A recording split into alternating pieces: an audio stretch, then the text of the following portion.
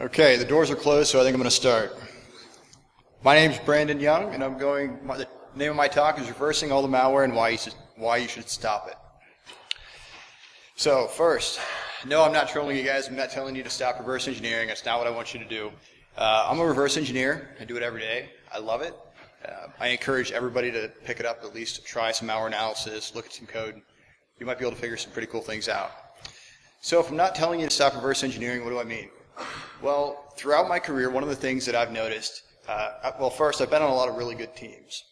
And teams that have done a lot of threat intel, a lot of reverse engineering, malware analysis. It's been a common theme. And I've done a lot of threat intel myself. But one of the things I've noticed is whenever a signature hits and we get a new sample, whether it's PlugX, Hansator, it could be Zeus, whatever, the same people are analyzing this malware repeatedly. And we're looking at the same samples every day. You might have some guy who's looking at PlugX or a lady who's looking at Hansator, and that's their one job, and they want to reverse engineer these samples constantly. It's a little redundant, and it's repetitive, and it's a waste of time. So that's basically what the talk's about. In an ideal world, if a signature hits, you should have some type of automated technique to take that file, that piece of malware, and send it through some kind of automated system and determine what the IOCs or what the areas of interest from that sample are for you and have those pushed back to you immediately without having to actually reverse engineer every single sample. The goal is really to eliminate redundancy. We shouldn't be looking at all these things every time they pop up in Virus Total with a new hit. So really we want to help ourselves. So the more you can automate, the less work you have to do and the more time you have to analyze really cool shit. So who am I? I'm a malware reverse engineer. I've done threat intel and malware RE for about 10 years now. I spent a lot of time in the government. Past couple years I've been private sector. It's a lot of fun. Currently with Palo Alto Networks. And who is this talk for? Pretty much anybody who deals with malware. You don't have to be a reverse engineer.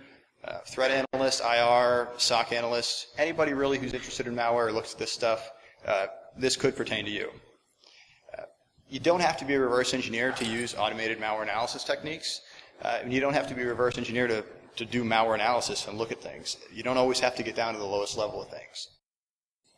If you are a member of a SOC team or an IR team or a threat analyst and you don't have time to do the reverse engineering of this malware, you need to have your reverse engineers automate things for you so you can get the information you need without having to go back to them every single time you get another PlugX sample. And if the sample is reversed one time, please don't continue to reverse it. It's redundant. There's code reuse for a reason. A lot of these malware authors will either reuse the code that they write or they're going to use builders. And we see that all the time. So general overview. Like I said, stop reversing everything in sight. We really don't need to do it. I'm going to go over the current and past RE landscape a little bit of what we used to do, what we're starting to do, and why we're doing that. A couple of automation techniques that I like to use. I'll do some demos and give you a couple of ideas maybe that you can use. And general conclusion. So to start, I want to show basically on the internet we can find reports on almost any kind of malware we're looking for. A couple of friends of mine have a repository on GitHub called APT Notes. And as you can see, I don't know how big that is, but there's over 350 different reports just in this repository. These are APT reports. Very detailed technical analysis of APT malware. And it's really a time-saving effort to read some of these. Because one of the things you can do is create signatures. You can read about new techniques or techniques that have been used in the past. And these are things that you don't have to try to figure out on your own. If somebody else has already written a report on it, you don't have to. Or at least you shouldn't be doing it. They're a valuable resource, and they can really definitely they can help save in writing signatures. So I want to give a general overview of my approach to malware reverse engineering. Essentially what I like to do is what I call surface analysis. Whenever I get a file, I want to look at the strings of it, essentially because if I can figure out what this malware is before I actually have to dig into it, that's great. And a lot of things like Zeus or PlugX or other things like that have certain strings that are going to be popping up every time you look at them. And you don't have to deobfuscate everything to see it. You should always be looking at the hashes. Google the hash. If you Google a hash and you find something on Virus Total or on Total Hash or malware and it comes up and says 40 vendors think it's this, well, it's probably that. I mean, 40 vendors didn't screw up, and if they did, maybe, I don't even know. Usually virus total results or multi-scanners are pretty accurate, at least with some of the common things. Zeus, Zbot, it's right. Can I run the malware in my sandbox? I use a sandbox, and the sandbox I use is pretty hardened, so usually things are going to execute in it. I use sandboxes all the time essentially because if I can get good results from it and something can tell me it's malware and it can show me a list of the API calls, then I don't have to go and actually execute this or debug it myself, and it saves a lot of time too. Can I automate the analysis? Well, if I've already seen this malware, if it's plugx, I've got so many scripts and obfuscation tools that I can use for plugx that I'm never going to analyze another sample myself. It's completely pointless. But if that's not the case, and I actually have to reverse engineer it, then I'm going to start the process. If I really need to dig down deep into it, then it's probably something interesting and actually worth looking at. So for the past 5 years, companies have been very scared of APT. They should be, I guess. We hear a lot of sayings like, it's not if you get breached, but it's when you get breached. And APT are already in your network. Things like that we hear all the time. And it kind of scares people. I consider it a scare tactic a lot of times. It's a really good selling point to sell products. Hey, we know you're infected. You need to let us come in and look at your stuff. It's not wrong. You probably are. But you've probably got I would be willing to guess a high percentage of the malware in your network isn't APT. It's probably adware. It's some kind of grayware that some idiot's going to get again if they double click on whatever or look at porn or whatever they're doing that they shouldn't be doing on your network. And that's kind of been the way things have been for the past 5 years, and even longer actually. A lot of times, since I'm from the government, I don't really get to see what happened in the early 2000s and the late 90s. Most of the time the things I looked at were concealed and undercovered. But so today, the future, we're not as scared as APT, and I think one of the reasons for that is we've got things like ransomware. And let me start by saying ransomware is a complete bitch. If you haven't dealt with it and you have to, you're probably going to get frustrated. The code isn't sophisticated. It's usually not that hard to figure out what ransomware is going to do, and most ransomware families do very similar things. The problem is there are people that are writing this stuff are getting better at it, and the better they get at it, the more screwed we are. One of the biggest problems with ransomware is we've got people that aren't making backups of their stuff, and they've got network shares connected. And what happens if you get hit by ransomware and you've got a network share? Well, everybody's screwed, especially if you're a developer and you've got shared code, and you go down the rabbit hole, you're in a lot of trouble. So what about APT now? APT is still here. It's cyber espionage. There's always going to be espionage in the world. That's the way government works. That's the way humans work. We want to spy on each other. We want to figure out what everybody else is doing. It's not going to change. Certain things have changed, though. A lot of them have new TTPs, and there are a lot of more custom second and third stage payloads. We don't see as many custom droppers or first stages anymore, just because I think that the enemy, whoever that might be, has gotten smarter, and they realize why waste something custom on a machine that's probably going to be a sandbox or whatever half the time anyway. One of the things we do see is you got a lot of APT team members moving around, and what I mean by that is they're just like us. No matter who you're talking about, I don't care what country they're from, who they are. If it's an adversary, they probably switch jobs. I mean, how many of you have probably switched jobs in the last 5 years? It happens all the time. So they do the same thing. And if you've got somebody from APT1, APT2, and APT3 all switching jobs, they're probably going to work with each other someday. You're going to have a mixture of TTPs, and you're not going to know who the hell it is. I mean, and then you're going to label it APT 41, 42, 43, and it's probably just the same old people you've been tracking for 10 years and you didn't even know it. So what's actually changed in our landscape? I think we've got a couple of big, really good things that happen. We've got mailing lists. Some of them, like CW and Yar Exchange, a lot of you are probably on them. A lot of meetups and conferences just like this. I mean, Derbycon is a great way to network and to meet people and to share information. There's smaller collaboration efforts, and there's something actually called the Cyber Threat Alliance. If you're not familiar with it, you should Google it, join it, get your company to join it. A lot of enterprises are realizing that it's not so much who's in your network anymore, it's someone is in your network. Get them out or prevent them from getting in. It's not always about, oh, we've got an APT3 actor, we need to call the FBI or call whoever to come in and take a look at all our logs. It's no, we've got something on our network, get it the hell out and make sure it doesn't come back in. And it doesn't matter if it's APT, ransomware, what it is. And I think a lot more people are getting smarter about that. And a lot more CISOs and people who are actually making decisions realize that it's more important to keep everything out and to keep our data safe than it is to figure out who was actually in the first place. Don't get me wrong. Pardon me. Don't get me wrong. It's important to figure out if you're being targeted, because being targeted is a whole other story. And if you are targeted, you want to know who that was. Another big change is certain things actually work. And as a community, we're learning what works and what doesn't work. There are a lot of products out there that smoke and mirrors. I mean, it happens everywhere. I mean, that's part of the game. So what I really want to talk about is automating. I like to automate a lot of the malware analysis I do if it's something that I've done before. A couple of caveats. Not every malware sample can be automated. A lot of things you're going to look at, you're going to say, oh, I really should write a script for this. And then you're going to be like, well, this is a custom payload. I'm probably never going to see it again. It actually has a couple of things in it that I know I'm not going to be able to script out for whatever reason. And that happens.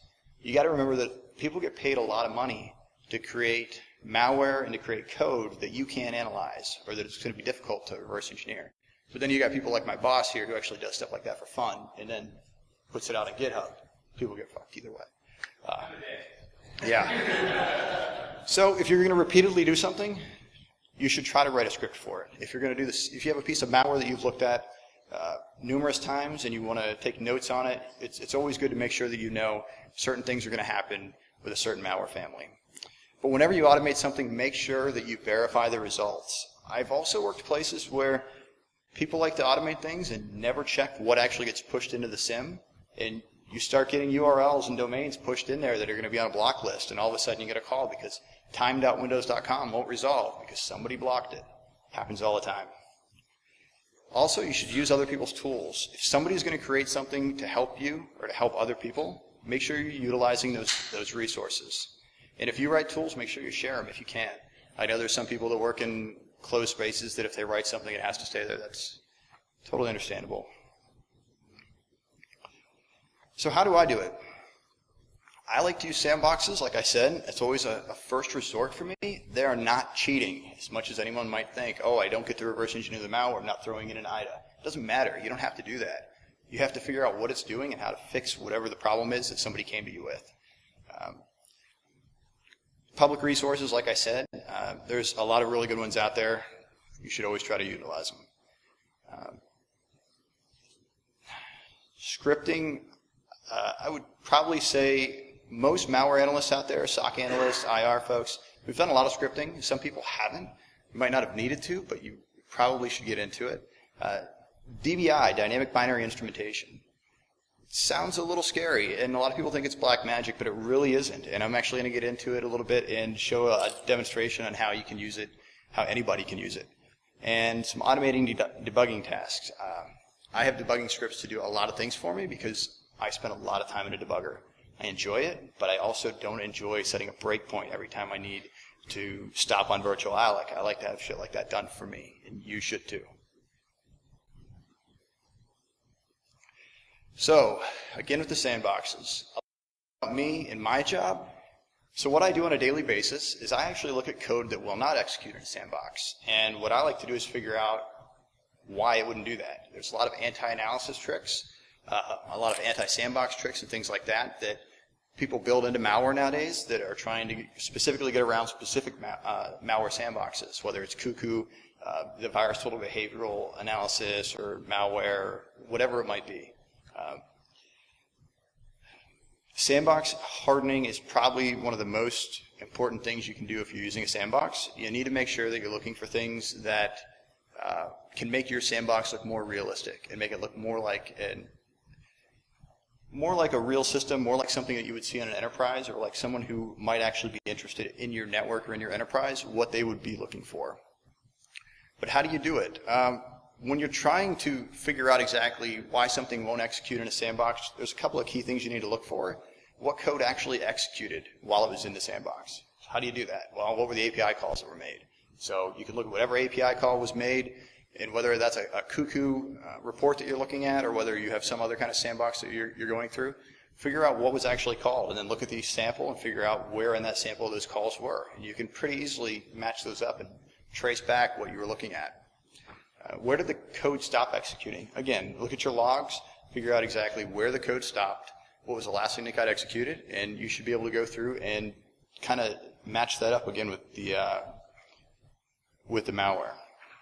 And also, are there any basic blocks that didn't execute that I actually want to see executed? And if that's the case, you need to figure out how to get there.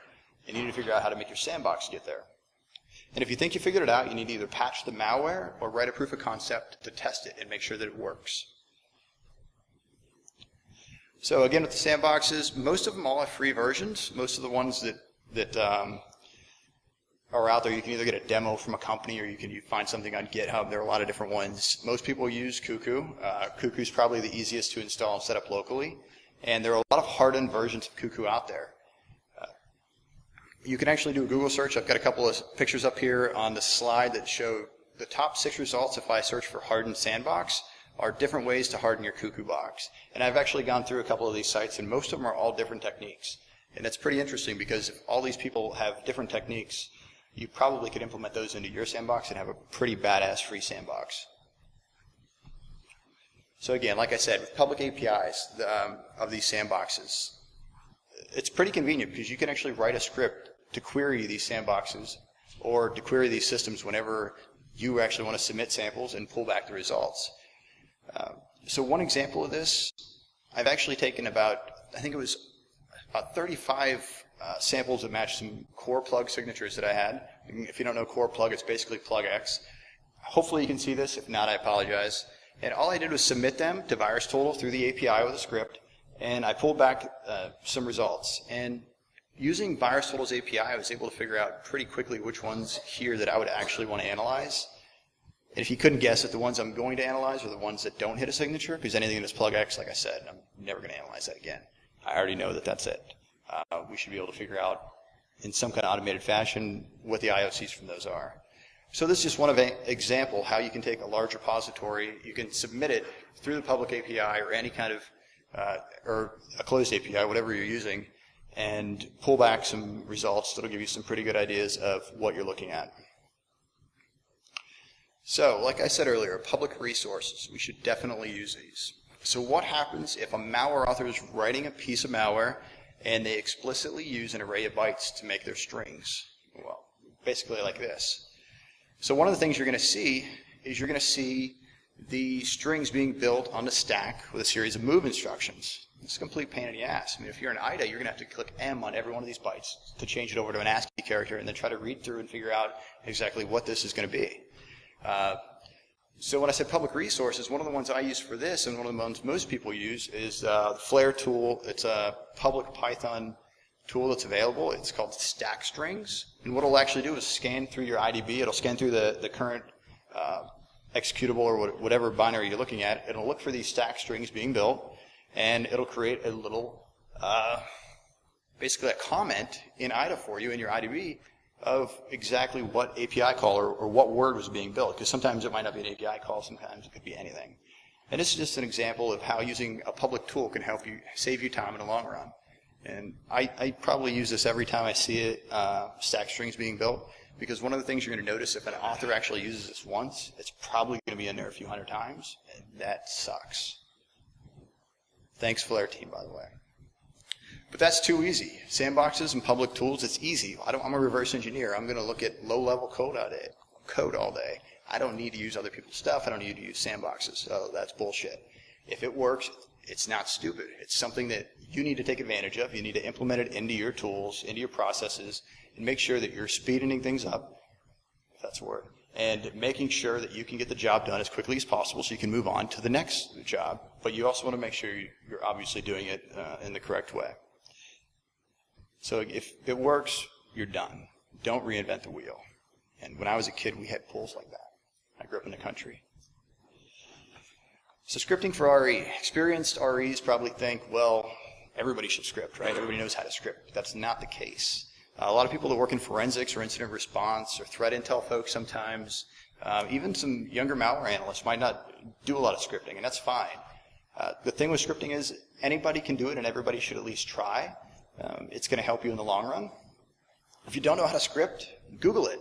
Google's awesome because Google can give you results from Stack Overflow. Stack Overflow is pretty much how I learned how to script, and I know a lot of people have done the same thing. You don't need a computer science degree to script. And they can help you save time in everything, not just reverse engineering. So what should I write a script for?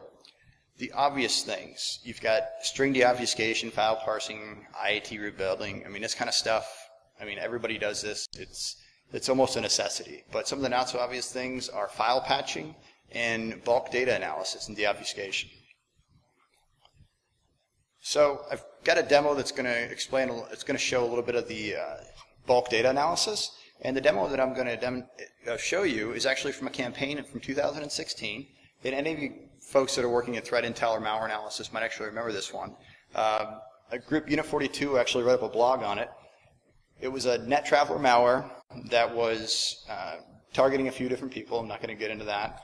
And essentially what it would do is it would write a malicious, it would write an obfuscated configuration file to disk, and it was supposed to delete it, but it never actually did. And in this config file, one of the things that you'd see are different fields, U00P, K00P, and a few others. And one of the fields was actually an obfuscated C2.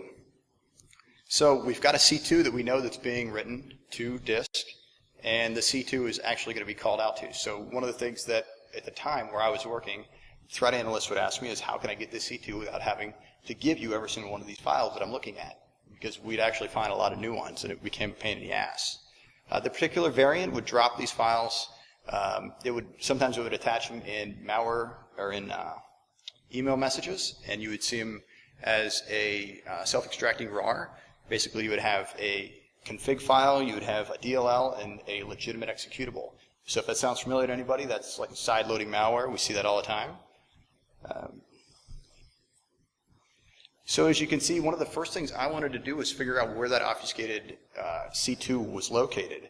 And in this image right here, you can see I think it's FSA or FSLAPI.dll. This was the DLL that was actually dropped to disk, so it was being side-loaded into the legitimate executable.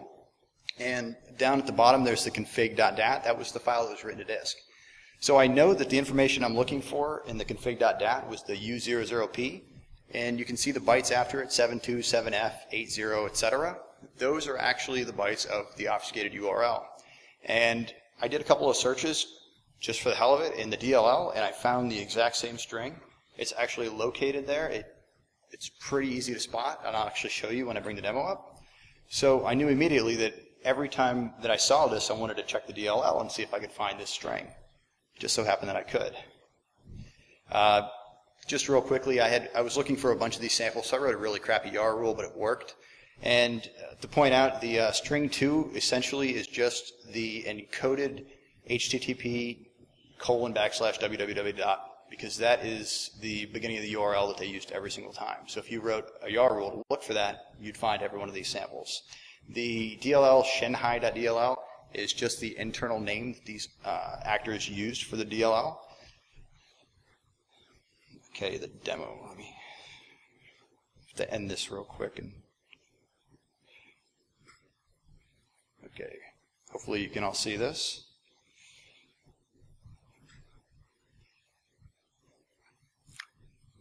Resolution's awful. So I've got two folders up here. Yeah. So in the top, it's basically the contents of one of the self-extracting RARs, and in the bottom I have the same thing. And they both have the config.dat file that was written to disk. And what I want to show first is that in the DLL, like I said, if I bring it up in a hex editor, yes, I use Explorer. I love it. It works really well.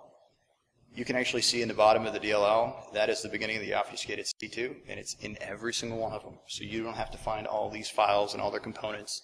All you have to find is the DLL. Made it really easy to do this.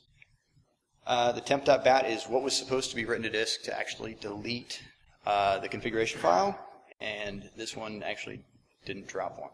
So the config.dat file, like I mentioned before, it actually has the U00P field, which is the same encoded C2. And one of the other things I wanted to show is the blog that was actually written, and I don't really care about the contents. I mean, it's really good. I'd highly recommend everybody read it, yada, yada, yada. But the thing is, if somebody writes a good blog, they're going to leave you some good information. And right here at the bottom of the blog, we've got the decoding algorithm, the decryption algorithm for the C2. So you don't even have to look at the code. You can find somebody else's work, and if you're trying to track these guys yourself, you can do it. You can actually pull this algorithm and you can write a tool. It's really easy. The script that I wrote is not very big. Actually, where is it? Oh, here we go. So this is the folder containing all the files that I actually had that I was working when I actually did this,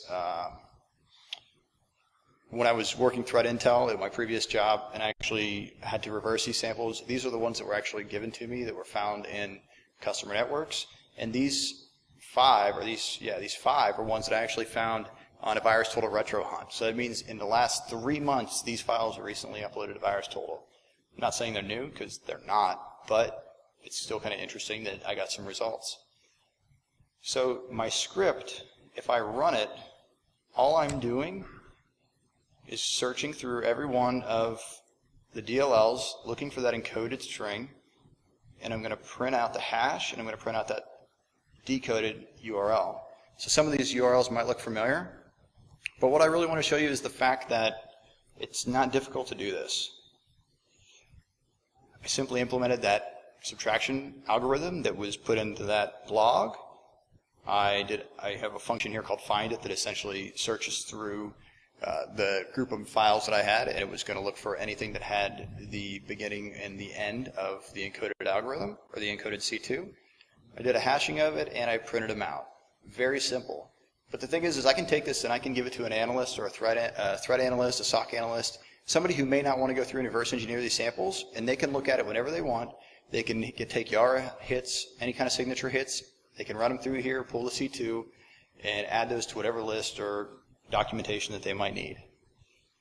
So let's. Yeah. Did that work? Yes. Okay.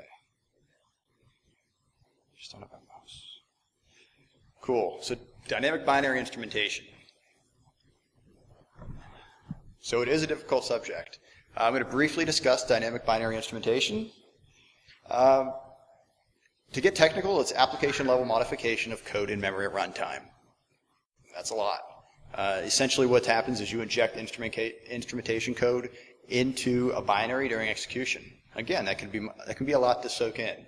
But really what you're doing is you're watching every single thing that happens when that binary executes, and you're able to modify the execution because you have instruction level access. So every instruction that's being executed, you get to see and you get to monitor, and you can set up any kind of callback functions or anything that you would like before those instructions actually get executed. So I use Pin. There are a lot of other good tools, but I use Pin because I can write a DLL in C++, and to me that's easier because I understand it. I'm not a good coder at all. I wouldn't even consider myself a coder, but I can do it. There are many examples included in Pin, and that's mostly how people get started, because with the example code that you get, a lot of times you'll be able to modify a couple of lines of code here and there and very easily create a new Pin tool that can be useful for you. I would highly recommend starting to use this by modifying some of the example code. So one of the reasons I like Pin, like I said, lots of examples, it works for me, and it's been very efficient, especially with running a lot of executables. So I'm going to go through a simple example of some of the things that I do with Pin. This one's very basic, and all it's going to do is hook a couple of API calls, or actually one API call.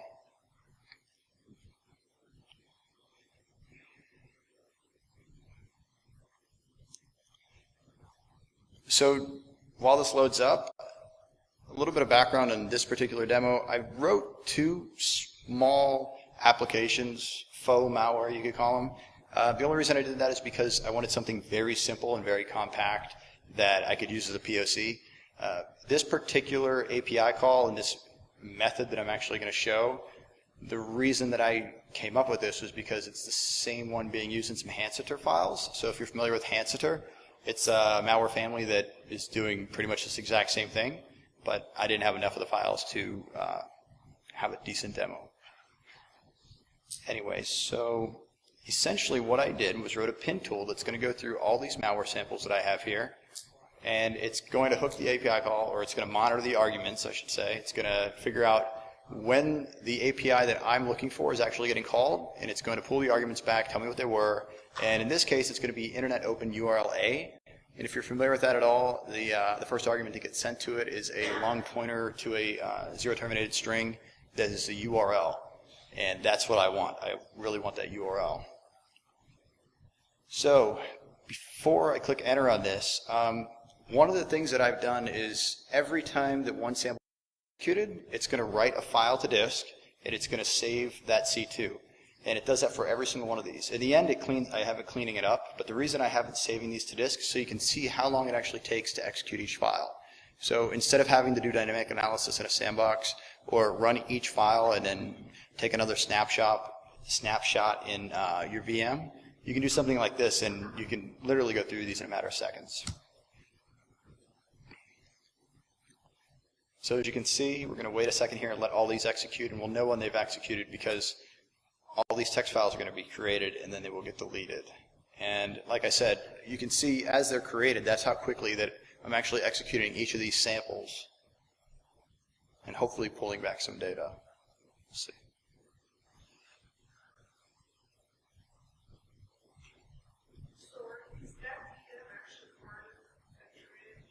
This VM? No, this is a very basic VM. I don't really have much going on in it.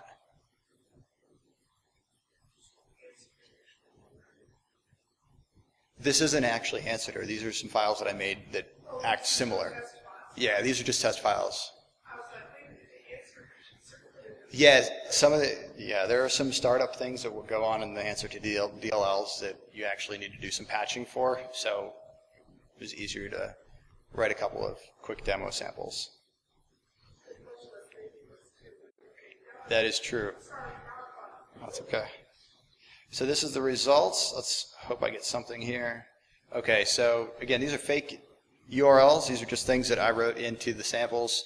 As you can see, I've got sample 0, sample 1, 2, etc. in the hashes. So I was able to pull the API arguments, which are good, which is what I was actually looking for. But what's more important is how I did that.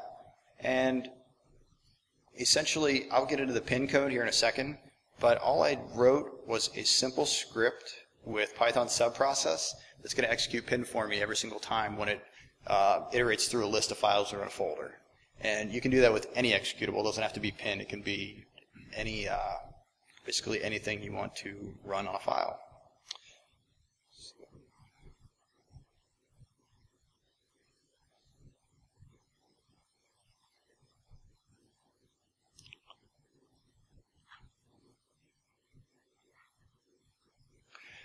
So what did I do with pin? To start, I had two unique groups of malware, like I said, just fake malware, but in a sense this could be used on anything. They both used Internet Open URL for comms, and that's what I was trying to pull arguments from.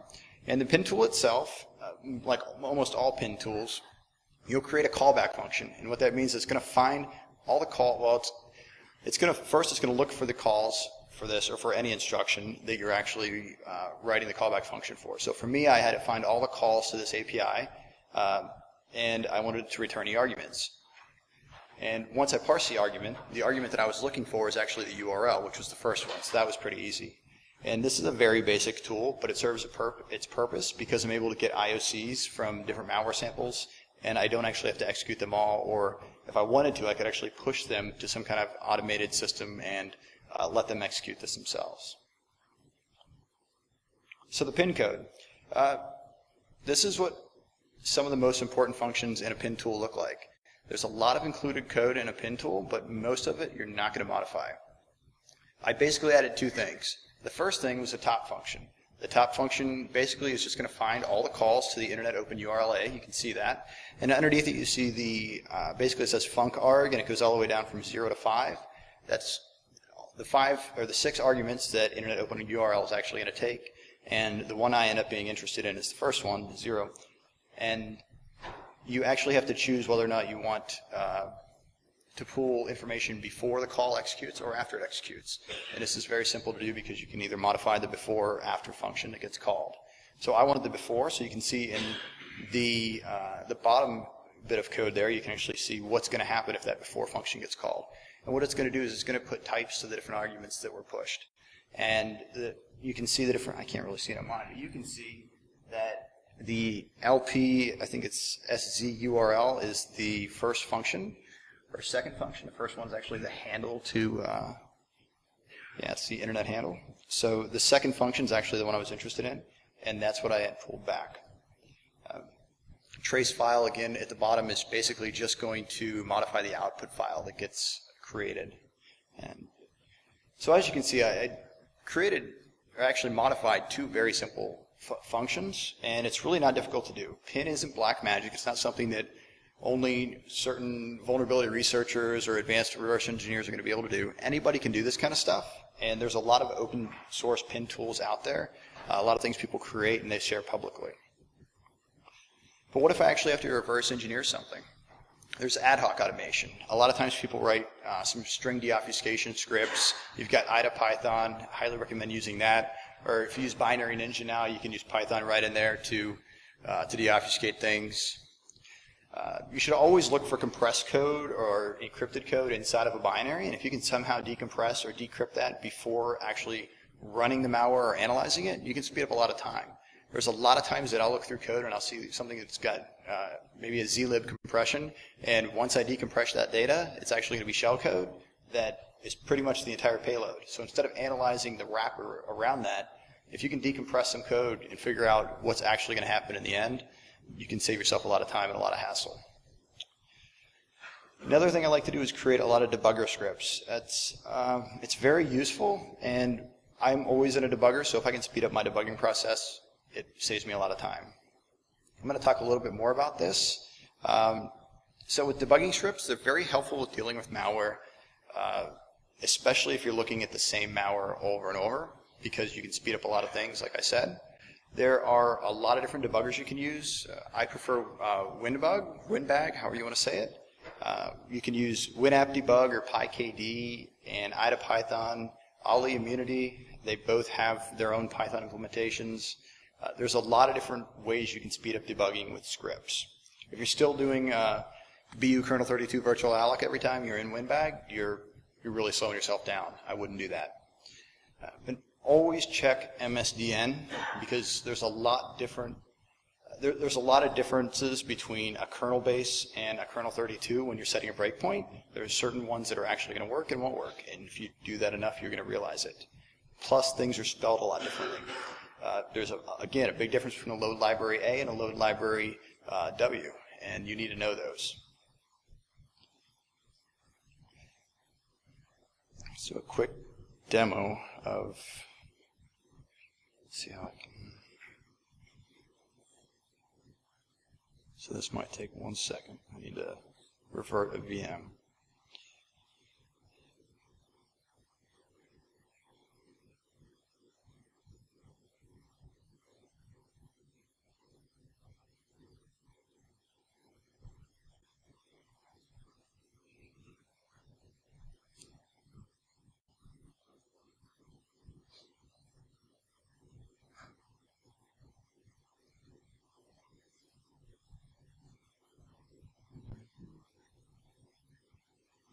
There we go.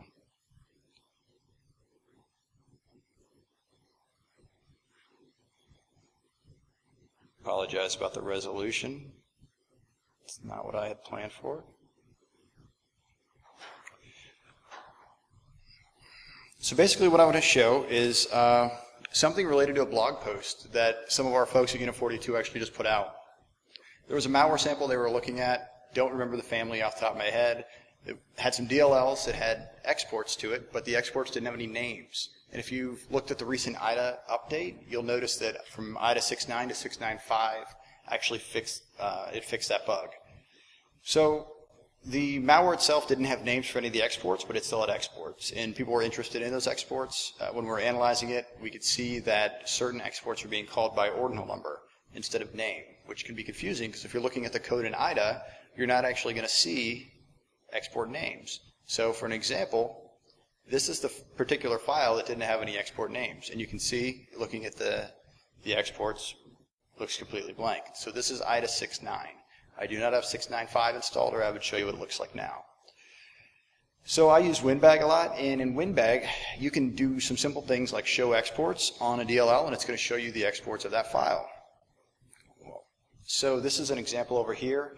The malware.dll that I've loaded in here has 3 different exports to it. You can see the service main, debug create, and debug connect. And you can either check these with the show exports built-in bang command, or you can do an examine of the DLL with a ! star. So if I load the same file that was blogged about into WinBag, which is the qpbqxr _ dat, which you can see right here. First thing you should notice, it says no symbols, and I reloaded this twice, so I still didn't get any symbols. It doesn't have any exports that it's going to show me, and I can test that. Oh, I need to give it a name.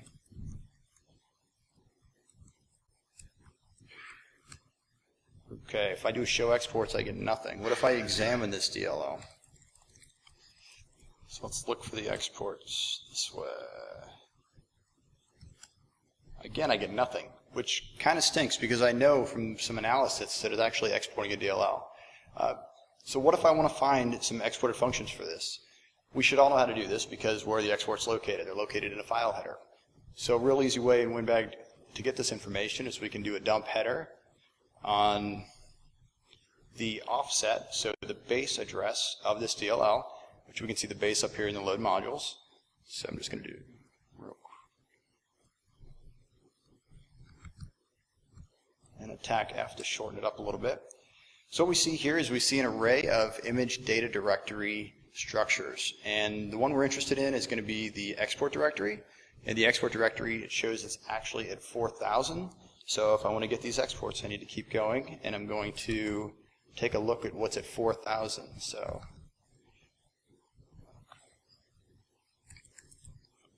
dump the contents of this space, and this is my export directory. So if anyone remembers what an export directory looks like from analysis, this is what we've got. But we don't all remember what that looks like, so I will show you.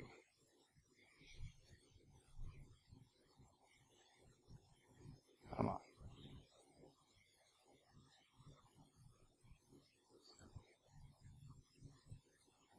This is the image export directory. You can see on the right-hand side, I actually have a picture of the one that we just saw in WinBag for this sample. In pink, I have the D words, and in orange, I have the words actually highlighted, so you can see them a little bit better. And in green, I have the 3 that I'm in, the 3 addresses, the 3 offsets I'm actually interested in. You can see it's the address of the functions, address of names, and the address of the ordinals. What we want is the address of functions because we already know there aren't any names. And one of the other things I'm interested in is the fact that it says we've got number of functions, and that's actually a D word. And if you look at it here highlighted in pink, it's 1 spot over from the first green block. It says there's 5. So it says there's 5 functions available and 5 names, which is really not true because we don't see them, but they're there. But anyway, let's go back to the demo, and we can see this is the exact same export directory, and what we were interested in was the offset of the functions. So the offset of functions looks like it's 4028. So if I just take a look at 4028 and see what we have here, this should be a list of the 5 exported functions from this DLL, hopefully. But how do we know? We can cheat. There are a lot of tools out there that actually do this right. One of the ones that I use is CFF Explorer. And with CFF Explorer, we can actually bring up and see the addresses that it's showing here. So I can make this a little bit more visible. Shows that the first is 2501, second is 2575, then 1B13, etc. And it looks like those are the same ones that I've got in this export directory, which shows me that those are the exports. From previous analysis, I know that 2575, or the ordinal 2, is the one that was being executed. So just out of curiosity, before I did anything else, I would make sure there's actual code there to make sure that this is probably the entry point or the point of execution. So if I disassemble it, I see a proper prologue, and I see that it probably looks like a function that's actually been executed. And if you're not familiar with this, this is what a function looks like in x86 assembly, at least the prologue and the beginning of the function. So that was kind of a pain in the ass. So what happens if you don't want to go through all that? You script it out. I was talking about scripting the whole talk, so one of the things that I like to use is PyKD, and it's real easy to load up. You can do a load pykd.pid. You just got to make sure you have it in your extensions directory. And the script that I wrote for this is basically going to find the information that I just showed you how to get, but only it's going to do it itself.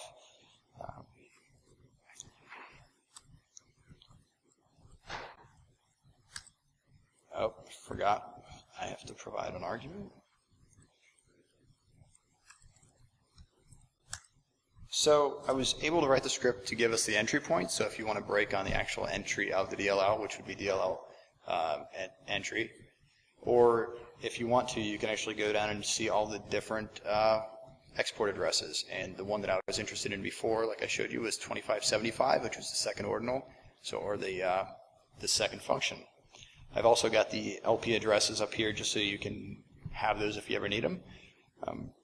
This is a very, very easy script to write, and it's something that I'm going to be able to reuse every time I look at a piece of a code that's a DLL. And to give an example, or just actually to show you what it looks like, I've got two examples up here. And one is a really crappy piece of code, which is over here. This is the first one I wrote. Basically, where'd we go? And basically, this is a linear program with 0 functions, no modularity, and it's really going to be difficult for someone else to utilize this. And over here on the left, it's more of a modular design where I have functions that I can reuse and put into other code if I needed to. And I just basically wanted to show that if you're going to write a script for something and you're going to share it, make sure you make it something that people can understand, read, and reuse, because no one's going to take the one over on the right and have a clue where they can borrow this or reuse it at any point. But over here on the left, if you need to parse a header, you're going to be able to see what pieces of that header you're getting back and how to modify things with it when you actually do return values. So those are pretty important. You don't want to be releasing code to the public that's going to look like garbage.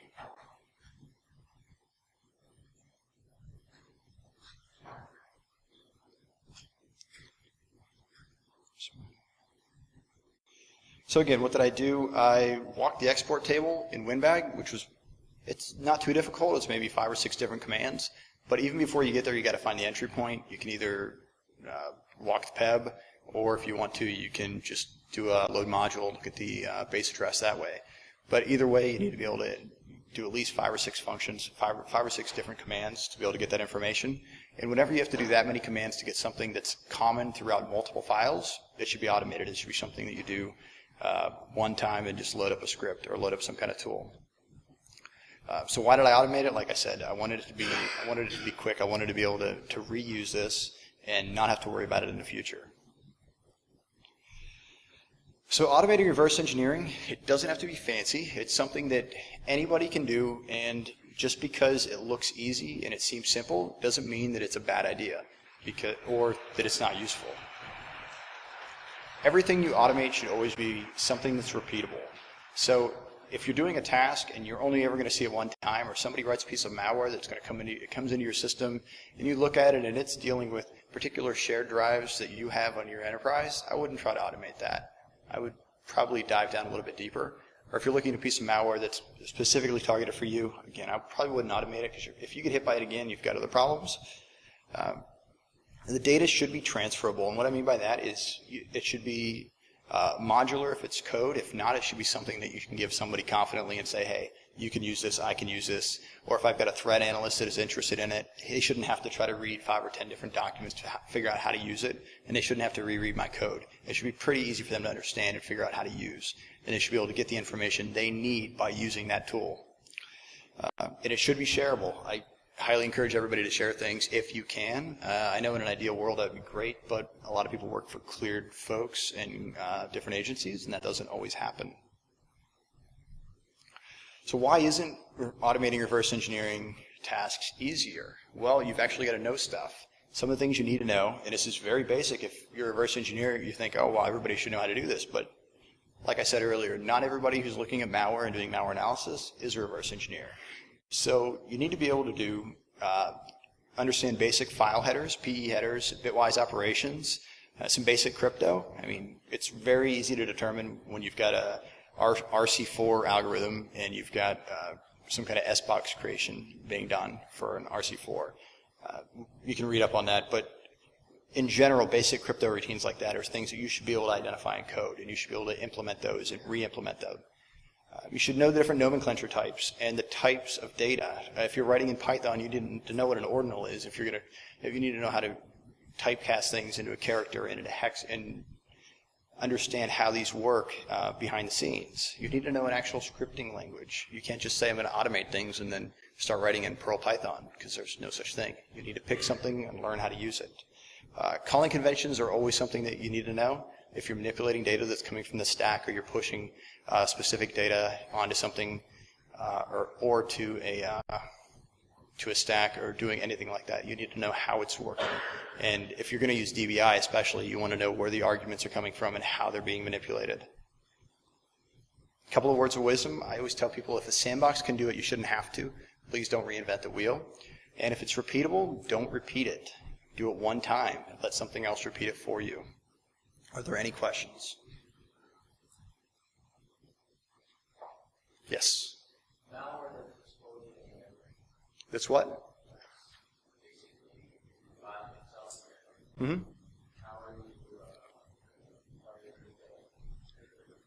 I wouldn't automate that. No, because if it's recompiling itself, it's so more like a polymorphic memory recompilation. So something like that, you're most likely not going to be able to, because if it's recompiling itself in memory, it probably has an algorithm that's going to change things up. And unless you're going to figure out what that is, you're probably not going to be able to create a script or any kind of tool that's going to do it for you. You're most likely kind of screwed. It's something like that's almost like a DGA. Once it gets created, you need to find the algorithm, figure out how it's going to work at a different level. Yes? I am. I'm going to clean it up a little bit, and I'm going to put it on my GitHub that I think I just created the other day. I've never really used it, so it will be up there. So using dynamic binary instrumentation, it makes it really slow. It's really slow. You said any malware that will actually have anything analyzed and timing attacks? A lot of malware will check for the timing attacks. Or do timing checks to look to see if something like that's being executed, and it happens in sandboxes and all the time, which is one of the things I said at the beginning. It's actually pretty cool to look at the malware and figure out when it's doing that and stopping it from doing that. And if you can do that, then I mean you're at a whole new level at that point. You can manipulate the malware. I mean the malware author's already done writing this stuff. Now it's your turn to kind of rewrite it and tweak it a little bit and make it do what you want it to do. So you can, if you want, you can go in and patch that out so it doesn't happen again. Throw in some no ops or whatever, and then actually run it through the DBI. And you're good to go. Yeah. Have not. I should. Sounds fun. Yes. So some people are looking at the idea of container using containers as anti-attacks for malware analysis. Does that sound like a conversation here or any kind of question? Like setting up an ESXi server or Docker or something like that? Yeah, I think it's awesome. Most of the places I've been in the past, we've tried to do that, and it works really well, especially if you set up, I haven't used Docker, I'm kind of just new to it, but we used to use ESXi, and you could actually set up multiple VMs, and each VM would work for a different malware family, and you could have different scripts set up in each VM, so then you could automatically push different samples based on signature hits into those VMs via the ESXi API, and it worked really well. So Docker's actually like Linux specific. So you're thinking about like there are like line deliveries and those. Possibly. I haven't messed with those at all, but I'm sure that's possible. Nothing else? Thank you very much.